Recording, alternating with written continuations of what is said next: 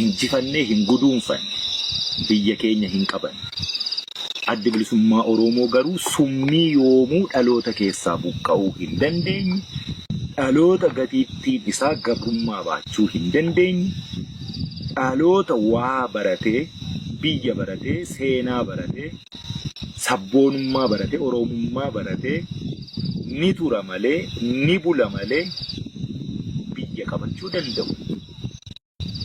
Ji'a xiqqoo tokko biyya keessa ture keessatti summii sana Oromoo keessa awwaale.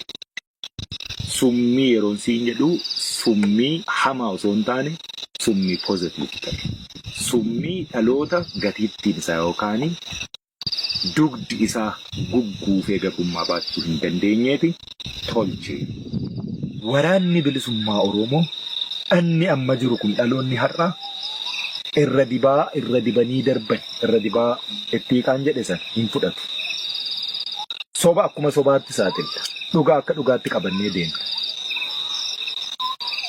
Rakkoo hedduu akka sabaatti nurra ture akka dugda qocaa goophoo nurratti taa'eeru sana yoomiyyuu taanaan du'a dhiisee uummata kana hunduma isaa lafarraayyuu fudhata yoo ta'e.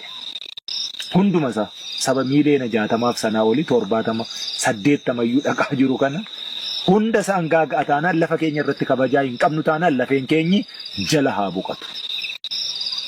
Kanaafuu irra dibnee darbuu hin qabnu waan rakkoo ta'ee akka dugda qocaa sanaatti goophoo ta'ee nurra jiru sana ni cabsina. Irree fedha sun immoo irree sana immoo harkaa qabna. Irreema sanaan itti deemna. Haala akkasii kana keessatti rakkoon mudatu sanaaf Oromoon jilbeeffachuu hin qabu.